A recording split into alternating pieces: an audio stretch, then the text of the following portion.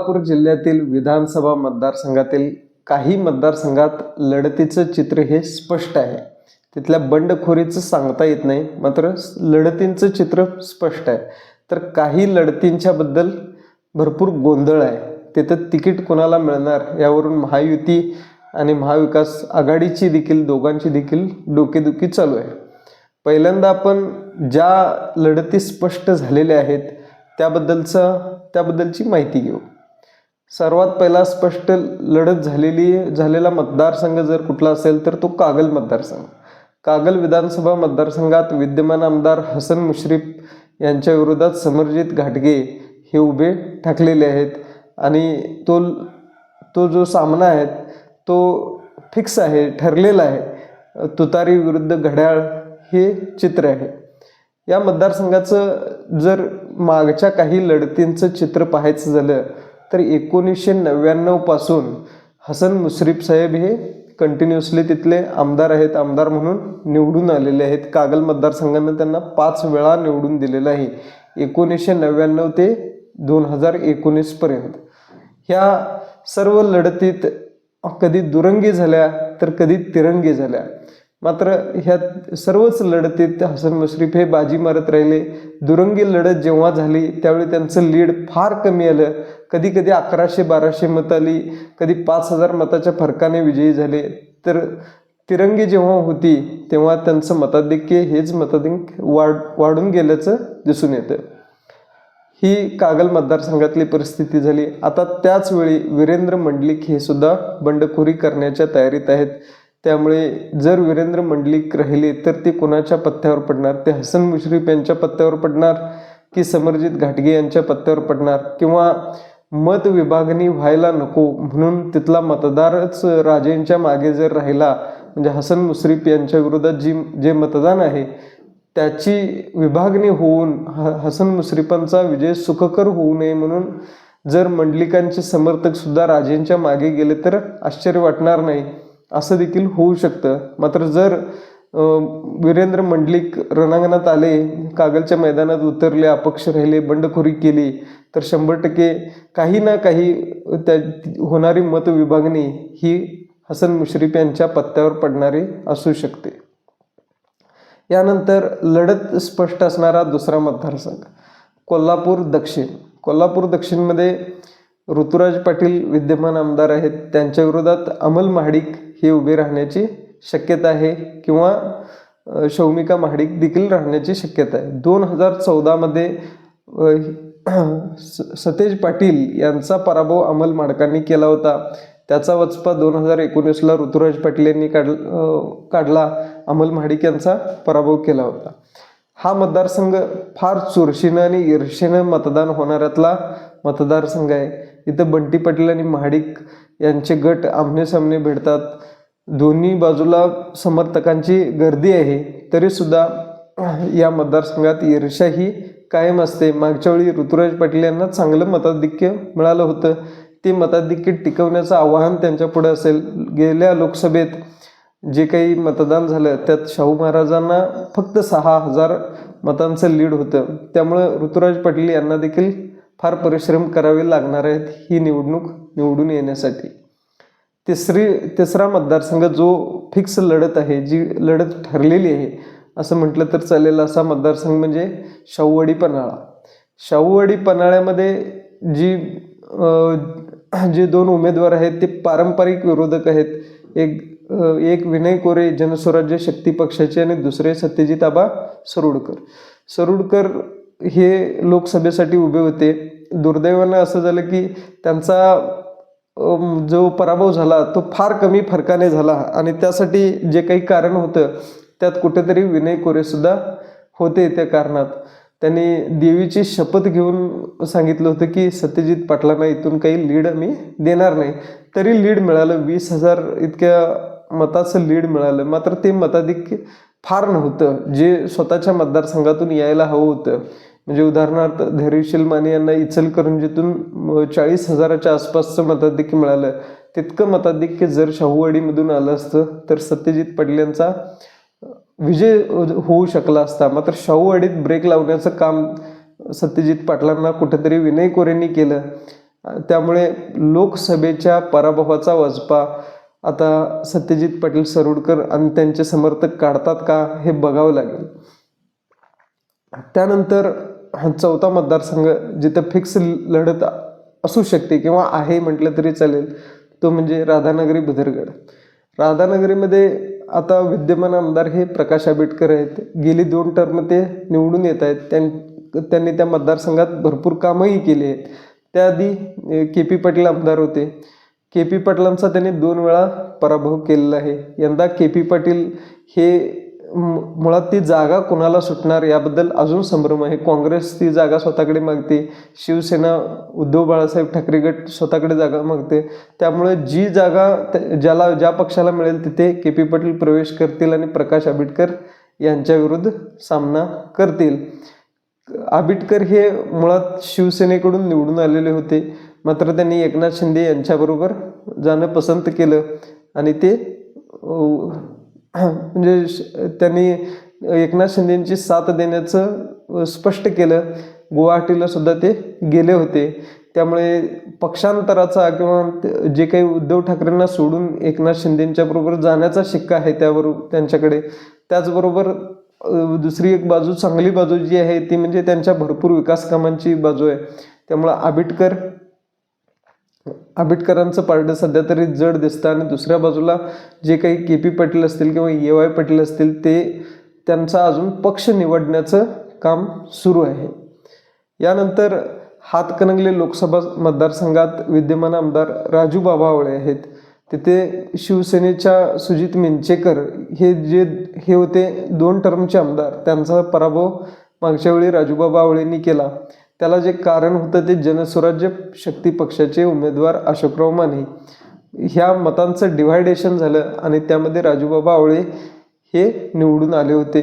त्यावेळी तत्कालीन परिस्थितीत जो राजू शेट्टींचा पराभव झाला होता, त्यामुळे राजू शेट्टींना मानणारा काही वर्गसुद्धा त्या हातकणंगले मतदारसंघात आहे आणि हातकणंगले मतदारसंघातील राजू शेट्टींच्या समर्थकांची जी साथ होती ती राजूबाबा आवळेंना मिळाली होती. राजूबाबा आवळेंच्या काँग्रेस पक्षाचं कनेक्शन होतं, त्यामुळे सुद्धा राजूबाबा आवळे निवडून आले होते. यावेळी तिथं तिकीट कोणाला हे फायनल जरी झालं नसलं तरी राजूबाबा आवळे हे विद्यमान आमदार असल्यामुळे त्यांचंच तिकीट जवळपास निश्चित होण्याची शक्यता आहे.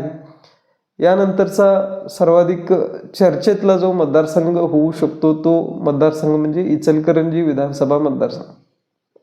इचलकरंजीमध्ये प्रकाश आवाडे हे विद्यमान आमदार आहेत.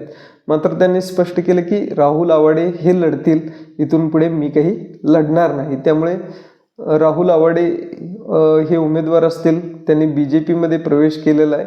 मात्र आता त्यांच्यासमोर जे विरोधक आहेत ते म्हणजे मदन कारंडे हे राष्ट्रवादी काँग्रेस पक्ष, शरदचंद्र पवार ह्या पक्षाचे आहेत. त्यांच्याकडे प्रमुख विरोधक म्हणून पाहिलं जाते.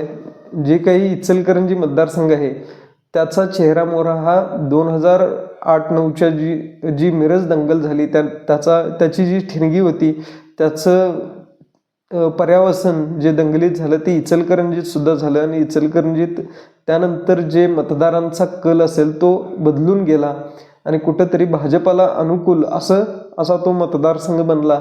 त्यामधूनच सुरेश हळवणकर हे 2 वेळा आमदार झाले आणि तिथं काँग्रेसला मतं मिळणार नाहीत अशी जी मेंटॅलिटी होती त्याचा अभ्यास करून प्रकाश आवाडेंनी अपक्ष राहण्याचा निर्णय घेतला. तारराणी आघाडीकडून ते निवडून सुद्धा आले आणि यावेळी त्यांनी भाजपात थेट प्रवेश केला.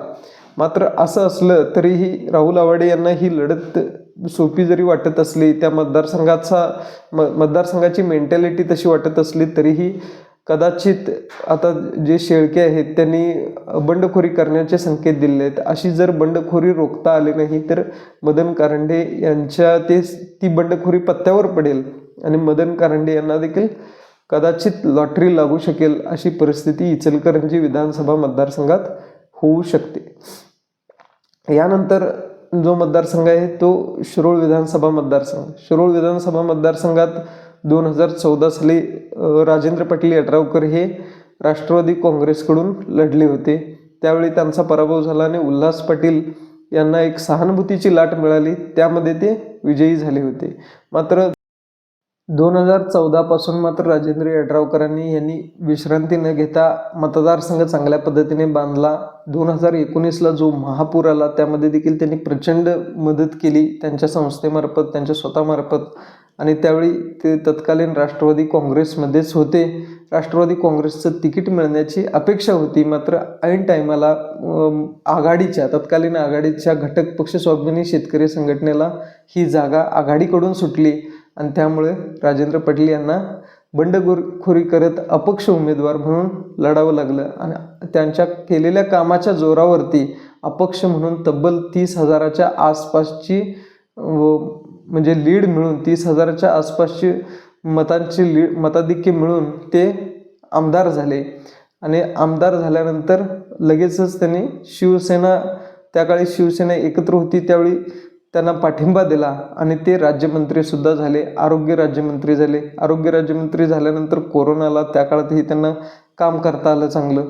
त्यानंतर जे काही बंडखोरी झाली शिवसेनेमध्ये, त्या शिवसेनेत अपक्ष आमदार असूनही ते शिवसेनेच्या एकनाथ शिंदे यांच्यासोबत ते गेले. एकनाथ शिंदेंच्या सोबत गेल्यानंतर त्यांचं मंत्रिपद त्यांना मिळालं नाही, मात्र विकासासाठी भरपूर निधी आणण्याचं काम एकनाथ शिंदेंकडून ते करून घेऊ शकले आणि मतदारसंघात मोठ्या प्रमाणात विकास कामं केली. हे त्यांचं चांगलं मेरिट आहे. त्याचवेळी महाविकास आघाडीत आज गोंधळाची परिस्थिती अशी आहे की उल्हास पाटील यांना तिकीट मिळणार की गणपतराव दादांना मिळणार, ही जागा काँग्रेसला सुटणार की शिवसेना उद्धव बाळासाहेब ठाकरे गटाला सुटणार, अशी गोंधळाची परिस्थिती आहे.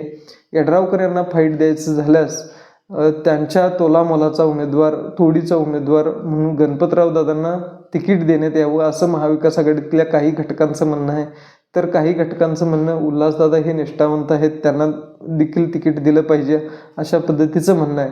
आणि या मतदारसंघात शेतकरी संघटनेची भूमिका देखील महत्त्वाची ठरणार आहे. राजू शेट्टी काय भूमिका घेतात याकडेही लोकांचं लक्ष आहे. त्यामुळे ह्या सर्व बाबींचा विचार करता अजून कुठलीही एकवाक्यता किंवा स्पष्टता आलेली नाही. तिकीट डिक्लेअर झाल्यानंतरच, लढती स्पष्ट झाल्यानंतरच हे सर्व काही चित्र स्पष्ट होईल.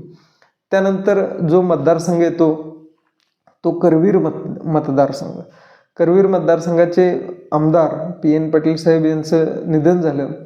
2019च्या लढतीत त्यांना यश मिळालं होतं, ते निवडून आले होते. मात्र त्या आधीच्या 2 निवडणुका ज्या होत्या त्यामध्ये चंद्रदीप नरके यांनी त्यांचा पराभव केला होता. आणि चंद्रदीप नरके हे 10 वर्षे 2 टर्म तिथले आमदार होते. यावेळी राहुल पाटील, PN पाटील यांचे सुपुत्र तिथून निवडणूक लढवतील आणि त्याचवेळी त्यांचे विरोधक कोण असतील तर चंद्रदीप नरके असतील की घोरपडे असतील जनसुराज्य शक्ती पक्षाचे, याची अजून खात्री होणे बाकी आहे. तरी देखील राहुल पाटील आणि चंद्रदीप नरके यांचीच लढाई होईल असं बोललं जात आहे. त्यावेळी घोरपडे यांची बंडखोरी होणार की ते शांत राहणार, ते उमेदवारी करणार नाहीत, याबद्दल मात्र संभ्रम आहे. जो मतदारसंघ आता आहे तो फार गोंधळाचा आहे. तो मतदारसंघ म्हणजे कोल्हापूर उत्तर मतदारसंघ. महायुती आणि महाविकास आघाडी या दोघांसाठी डोकेदुखीचा ठरलेला मतदारसंघ जर कोल्हापूर जिल्ह्यात सर्वाधिक कुठला डोकेदुखीचा मतदारसंघ असेल तर तो कोल्हापूर उत्तर. कोल्हापूर उत्तरमध्ये महायुतीकडे ही डझनभर इच्छुक आहेत आणि महाविकास आघाडीकडे सुद्धा डझनभर इच्छुक लोक आहेत आणि पक्षांची देखील मागणी भरपूर आहेत. म्हणजे शिवसेना उद्धव बाळासाहेब ठाकरे गट त्यावरती दावा करतो आहे, काँग्रेस त्यावरती दावा करतो आहे. पलीकडच्या बाजूला जर पाहिलं तर शिवसेना शिंदे गट त्या जागावरती दावा दाखल करतोय आणि दुसऱ्या बाजूला भाजपसुद्धा तिथं दावा ठोकतोय. मात्र ह्या मतदारसंघात सर्वाधिक डोकेदुखी ही नेत्यांची होणार आहे. कोणाला अधिकृत उमेदवारी द्यायची आणि उमेदवारी जरी दिली तरी बंडखोरी थोपवण्याचं सुद्धा आवाहन हे कोल्हापूर उत्तरमधून असेल. काँग्रेसकडून मधुरी महाराजे छत्रपती या इच्छुक आहेत, शारंगधर देशमुख इच्छुक आहेत. उद्धव बाळासाहेब ठाकरे गटांकडून उमेदवार रविकिरण इंगवले हे उमेदवारी करण्यास इच्छुक आहेत. कोल्हापूर जिल्ह्याचे शिवसेना जिल्हा प्रमुख ते सुद्धा इच्छुक आहेत उमेदवारी करण्यास. अशी बरीच गोंधळाची परिस्थिती आहे. भाजपचे जे नवीन नेतृत्व कृष्णराज महाडिक हे सुद्धा कोल्हापूर उत्तरमधून उमेदवारी करण्यास इच्छुक आहेत. त्याचवेळी सत्यजित कदम हे सुद्धा इच्छुक आहेत. काँग्रेसच्या माजी आमदार म्हणजे आता ज्या विद्यमान आमदार आहेत जयश्रीताई जाधव ह्या सुद्धा इच्छुक आहेत. अशा बऱ्याच इच्छुकांचं माहेरघर असलेला मतदारसंघ म्हणजे जर कुठला असेल तर तो कोल्हापूर उत्तर मतदारसंघ आहे. यानंतर शेवटचा मतदारसंघ म्हणजे चंदगड मतदारसंघ. चंदगड मतदारसंघामध्ये आता जी लढत होईल ती राजेश पाटील आणि डॉक्टर नंदाताई बाबुळकर यांच्यात लढत होण्याची शक्यता आहे. तिथं यापूर्वी बाबासाहेब कुपेकर विधानसभेचे अध्यक्ष जे होते, सभापती जे होते, ते बाबासाहेब कुपेकर यांचा तो मतदारसंघ. त्यांच्या निधनानंतर संध्यादेवी कुपेकर ह्या आमदार झाल्या. त्यानंतर राजेश पाटील हे राष्ट्रवादी काँग्रेसकडून आमदार झाले. राष्ट्रवादी काँग्रेसच्या फुटीनंतर त्यांनी अजितदादांसोबत जाणं किंवा हसन मुश्रीफांसोबत जाणं पसंत केलं आणि ते तिकडे गेले. त्याचवेळी राष्ट्रवादी काँग्रेस शरदचंद्र पवार पक्षाकडून इच्छुक असणाऱ्या नंदाताई बाबुळकर यांना स्पेस मिळाली. त्याही मतदारसंघात चांगल्या संपर्कात आहेत. त्यामुळे ही लढाई प्रमुख दोघात होईल. इथे बंडखोरी होण्याचे चान्सेस नसले तरीही काँग्रेसकडूनही इच्छुक असणारे काही उमेदवार आहेत इथे. त्यांची बंडखोरी रोखण्याचं आव्हान असेल. त्यावेळी तसेच भाजपचे देखील काही लोकांनी बंडखोरी केलेली आहे. काही लोक अपक्ष उभे राहणार आहेत चंदगडमधून. त्यामुळे हे सर्व कोणाच्या पत्त्यावर पडणार हे आता जेव्हा तिकीट जाहीर होतील किंवा निवडणूक लागेल आणि अर्ज माघार घेतली जाईल त्याचवेळी ह्याच्यावर भाष्य करणं योग्य ठरेल. कोल्हापूर जिल्ह्यातल्या 10 मतदारसंघातलं आपण चित्र पाहिलेलं आहे. यात काही उमेदवारांची किंवा इच्छुकांची नावं राहून गेलेली असू शकतात. ती राहिलेली नावं असतील किंवा तुमच्या मतदारसंघात कोणाला उमेदवारी मिळू शकते, कोण चांगले फाईट देऊ शकतो, ह्याबद्दल तुमच्या प्रतिक्रिया कमेंटमध्ये कळवा. व्हिडिओ कसा वाटला तेही सांगा आणि त्यानंतर जर चॅनलला सबस्क्राईब केलं नसेल तर करून घ्या. धन्यवाद. थँक्यू.